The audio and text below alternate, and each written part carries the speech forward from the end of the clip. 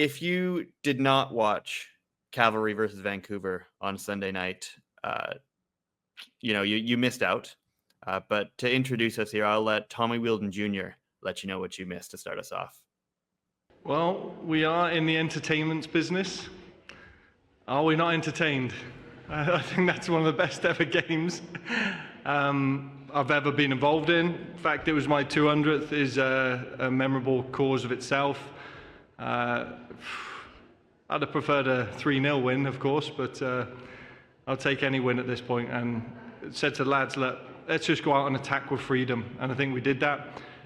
We'll touch on defending next week. Came into this game with a Cavalry side that was frustrated, in a tough place. They had not been scoring a lot recently. They were a little down on themselves. AGR. They scored 5 here, including 2 in the first 5 minutes with Gauthier Intigne and Toby Warshevsky. It ends 5-4 though, because all the drama happened at the end. Gerasimenkov puts Cavalry back in front 4-3 in the 88th minute. Emmerich Fotzing ties it in the 95th for Vancouver. And then who else but Dan Klomp in the 97th. If you didn't know yet, he's back in Calgary. He signed back with the club this week after a stint in Belgium. Comes off the bench here, scores that winner in the 97th minute. Couldn't draw it up much better than that. AGR, so I guess my question to start you off here is, was this the best game in CPL history? Yes, I think so. Because, what did you not have? You had a record, right? For those who like records, there was the 2 fastest back-to-back goals, Cavalry scoring 12 seconds apart, which was just ridiculous on its own. Guess you had another record too. You got 9 goals, you tying it for the most goals in a game. Fittingly, Vancouver also involved in the other 9-goal thriller. So for whatever reason, they love these sorts of games every once in a while. I don't know if they've loved the outcomes of them. No, they haven't been on the winning side either yet. But maybe third time will be the charm. They'll have another 9-goal thriller this year. You have lead changes, like you have Cavalry taking a 3-1 lead. You got Vancouver pulling themselves back in out of nowhere. Then you have late drama, right? You got Emmerich Fotzing coming back from an injury to score a beautiful header. You're like, wow, what a story that is. And then, like you mentioned, 97th minute, you got Dan Klomp, former player of the year, former defender of the year, makes his return home. He's been watching games here all summer, and now he gets a chance to score off the bench. It was just had everything. So we forget there was a penalty scored, there's a penalty saved, there's even a couple fights for good measure. Bar a red card, this game literally had everything you could want. So in terms of the best game ever, it'd be hard to think of anything closer. It would probably be between that and the 4-4 this year between Pacific and Vancouver, but at least this one yielded a winner. Yeah, I think it's always a little bit more entertaining if there's a winner. There's so many things, so many ridiculous things that happen here that it's easy to forget. If we're not careful here, we could probably talk about this game for 20 minutes, half an hour, because you mentioned Callum Irving saved a penalty, the 2 goals right at the start. And again, it's a Cavalry team that wasn't scoring at the start. Toby Warshevsky scores 4 minutes into this game, and he hadn't scored since early June. He'd been on May 25th. Is it late May? I think it was a 12-game scoreless run for him. There's history between these teams. They haven't particularly liked each other. Vancouver knocked Cavalry out of the Canadian Championship pretty recently. By the way, Vancouver, what a week for them, because they beat Atletico Ottawa in that CanChamp semifinal first leg on Wednesday, coming to Calgary. So close to picking up a pretty crazy result, but still shout out to them for coming back from behind twice in this game. But maybe let's go in on Dan Klomp a little bit here. Emotional moment for him. Tough for him to leave the club at the end of last year after winning 2 Defender of the Year trophies in a row, CPL Championship, Player of the Year in 2023. He goes to Belgium, but now he comes back for the end of this season. He spoke to the media as well after this game, and he's getting a little bit emotional. So let's hear what he had to say.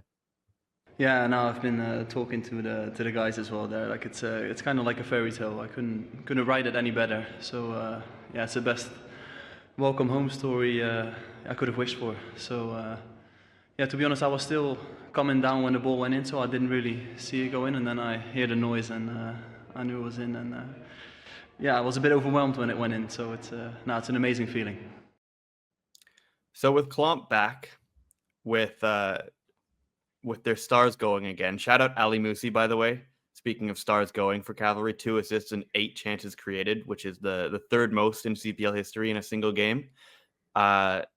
With their stars going and all that, AGR, are you are we able to already suddenly say that Cavalry are back to their powers, or are you maybe taking this one cautiously, considering they did also concede 4 goals to Vancouver?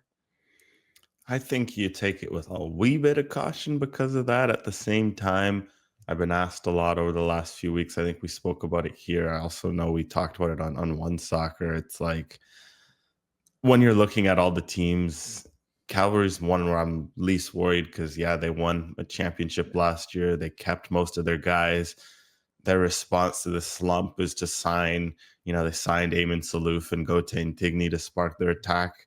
That's obviously quite helpful. And then you add in that they bring back, Dan Klomp, the piece they've been missing all year, just, on both sides of the ball, what Klomp brings in possession, what Klomp brings defensively. That's been huge, and you can see it right away. He comes in, even just set pieces. It feels like Cavalry hasn't been as good as set pieces as they are, and I don't think it comes technically off set piece, but just having a threat like that on wide balls. It's a similar kind of situation, just a guy that is rising above the defense they haven't had, right? So when you see Klomp score, when you see Intigny score in this game, you see what Musi did, because we have to remember he's coming off a suspension and is not having the greatest, moments, so to speak, in terms of his play. This kind of shows with Calgary that it's for them. Like, they have every piece, they have everything clicking.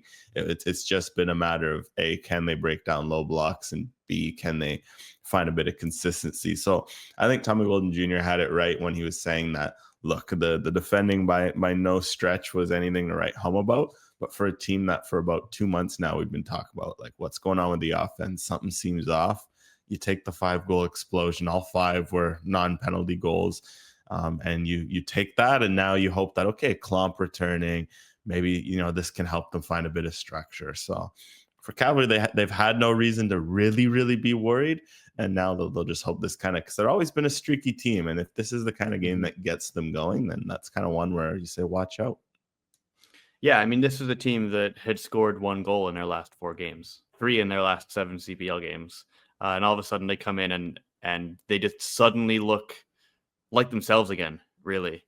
And I think this is a perfect time of year for that to happen. Match week 19, so you've got 9 games left in the season. Maybe you've left a little late to properly contend for the CPL Shield or that top spot, although, we will say they are 10 points back of Atletico Ottawa for second.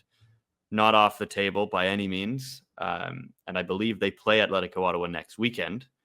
But what we will say more than anything is that this is a team whose ceiling is about as high as anybody in the Canadian Premier League. And that is what I think we saw at times in this game against Vancouver. And at the end of the day, I think we were all entertained. And if Cavalry want to do that every week, I'm certainly not going to tell them not to. So a lot of fun